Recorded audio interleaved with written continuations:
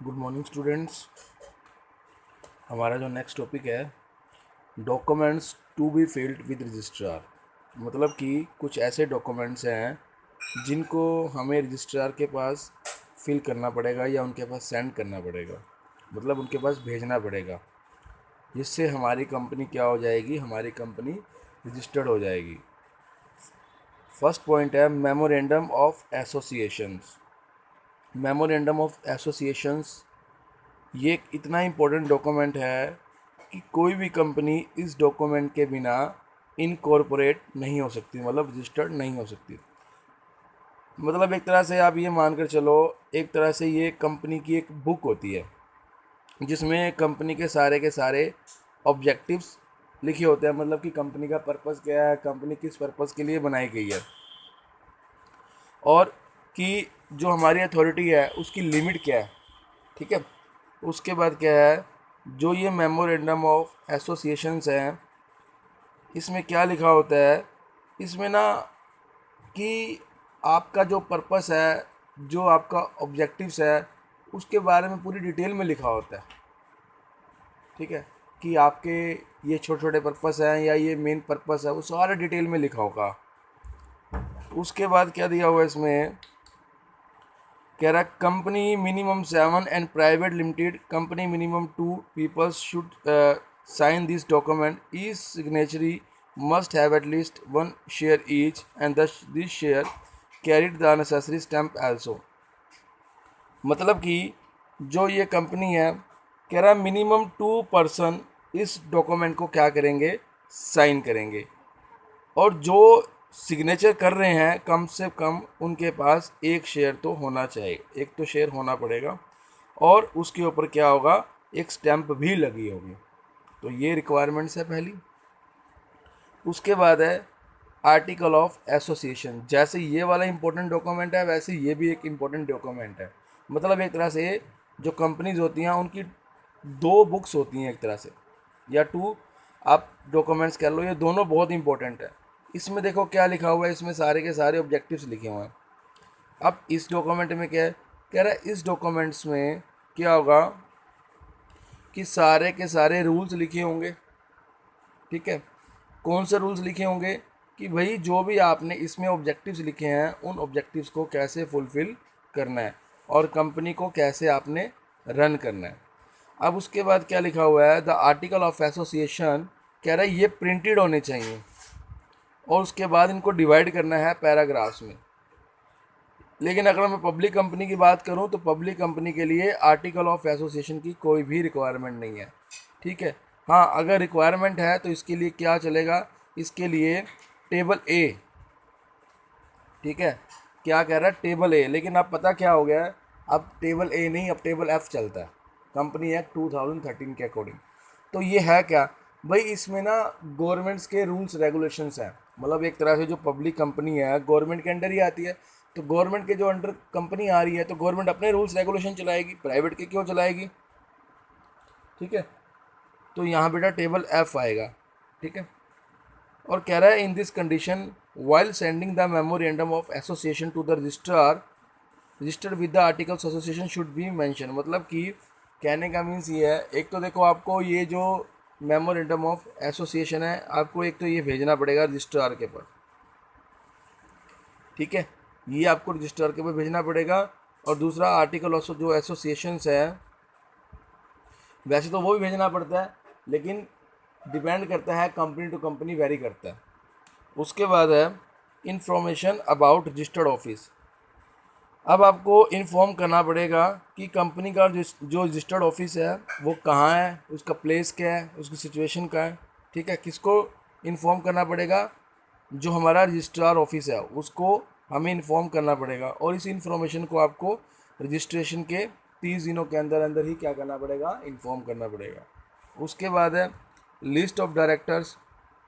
कह रहा है एक लिस्ट भी भेजनी पड़ेगी इंडिविजुअल्स की, उन लोगों की जो आपके पास एज ए वर्क कर रहे हैं एज ए डायरेक्टर। ठीक है। उसकी लिस्ट भी आपको रजिस्ट्रार के पास भेजनी पड़ेगी। इस लिस्ट में क्या क्या होगा, इस लिस्ट में नेम, एड्रेस और भी काफ़ी सारी डिटेल्स होती हैं, वो सारी मेंशन होती है। लेकिन कह रहा है प्राइवेट कंपनी के केस में ये रिक्वायरमेंट आपके लिए ज़रूरी नहीं है भेजनी, ठीक है। उसके बाद है रिटर्न कांस्टेंट ऑफ डायरेक्टर। अब रिटर्न कांस्टेंट क्या होता है? रिटर्न कांस्टेंट का मीनिंग होता है लिखित में देना, लिखित में अपनी सहमति देना।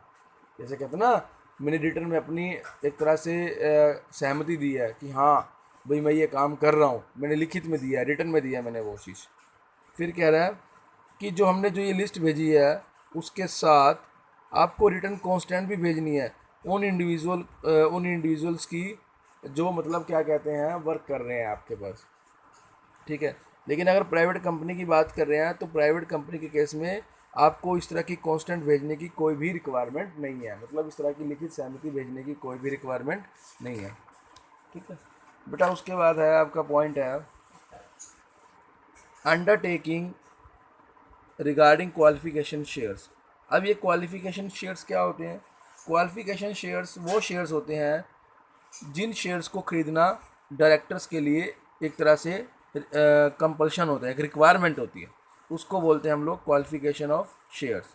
अब इसमें देखो क्या लिखा हुआ है, कह रहा है रिटर्न कांस्टेंट भेजने के साथ साथ डायरेक्टर्स की, ठीक है, आपको दूसरी इन्फॉर्मेशन भी भेजनी पड़ती है। जैसे क्या इन्फॉर्मेशन भेजनी पड़ती है कि भाई जो डायरेक्टर्स हैं, ठीक है, वो प्रॉमिस कर रहे हैं कि वो जो क्वालिफिकेशन शेयर्स हैं वो परचेज़ करेंगे और उनकी पेमेंट भी करेंगे। लेकिन अगर मैं प्राइवेट कंपनी की बात करूं तो प्राइवेट कंपनी के केस में आपको इस तरह की इन्फॉर्मेशन भेजने की कोई भी रिक्वायरमेंट नहीं है। देखो बेटा, मैं इन्फॉर्मेशन भेजने की रिक्वायरमेंट के बारे में बात कर रहा हूँ प्राइवेट कंपनी की, मैं ये नहीं कह रहा कि नहीं खरीदने, उसके बारे में बात नहीं कर रहा, सिर्फ इन्फॉर्मेशन भेजने के बारे में बात कर रहा हूँ मैं आपको, ठीक है। उसके बाद क्या है? उसके बाद है preliminary agreement with managerial personnel. अब ये क्या है? देखो भाई, कह रहा है अगर कंपनी मैनेज की जा रही है, मतलब अगर कंपनी में डायरेक्टर्स हैं, मैनेजिंग डायरेक्टर्स हैं, मैनेजर्स हैं, सेक्रेटरीज हैं, ठीक है, ट्रस्टर्स हैं, ये जो भी है, इनकी एक कॉपी भेजनी पड़ेगी कॉन्ट्रैक्ट की, जो ये हमारे साथ काम कर रहे हैं, ठीक है, किसको? जो रजिस्ट्रार है उसके पास। लेकिन अगर मैं प्राइवेट कंपनी की बात करूं तो प्राइवेट कंपनी के केस में आपको इस तरह की रिक्वायरमेंट, मतलब इस तरह की इन्फॉर्मेशन भेजने की कोई भी रिक्वायरमेंट नहीं है। अब उसके बाद क्या है? उसके बाद है statutory declaration.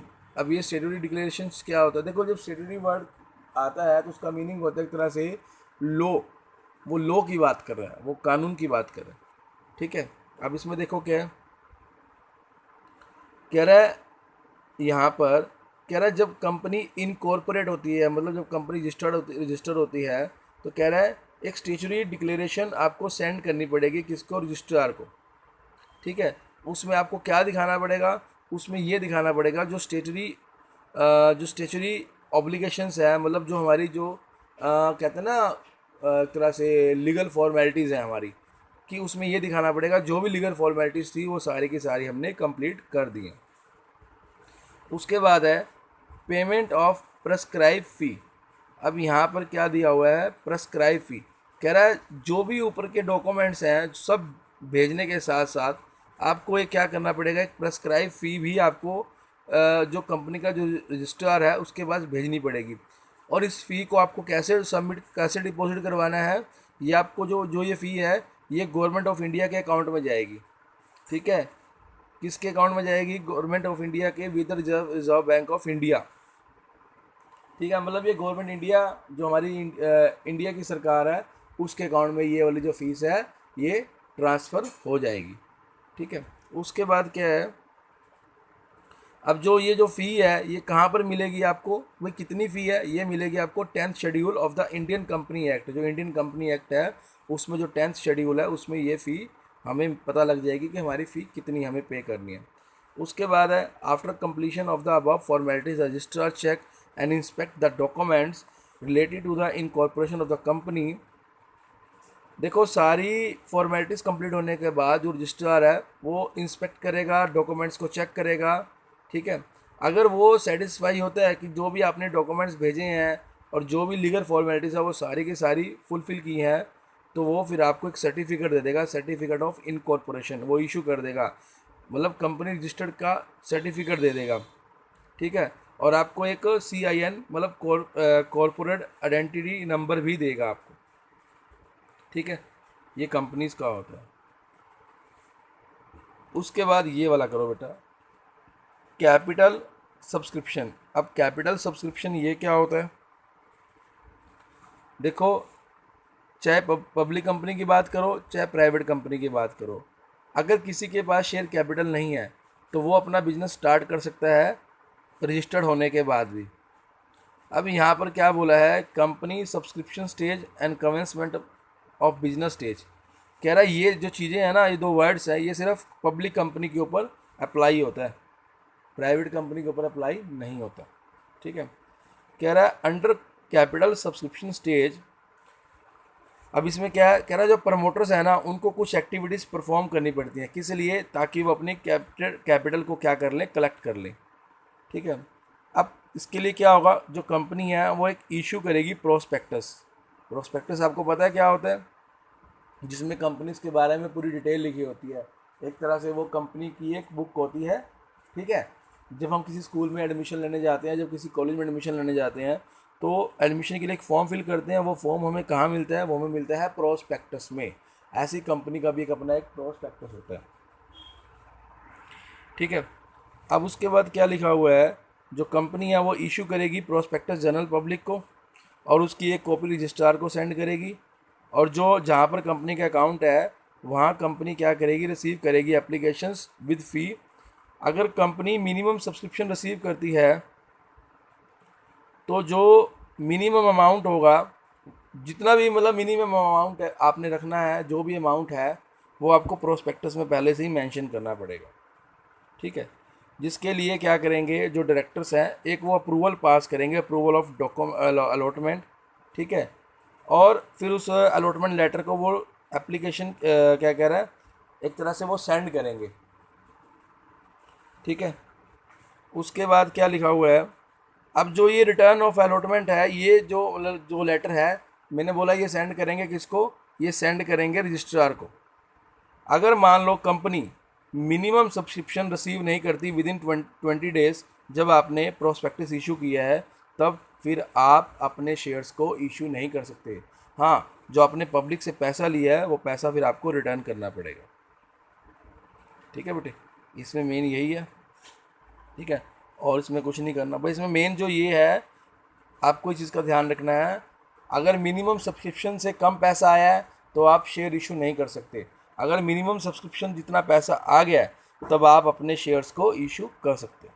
That's it. Okay, अब बेटा इसके बाद जो नेक्स्ट टॉपिक है वो हमारा कल हो जाएगा, और 2 दिन में आपका ये चैप्टर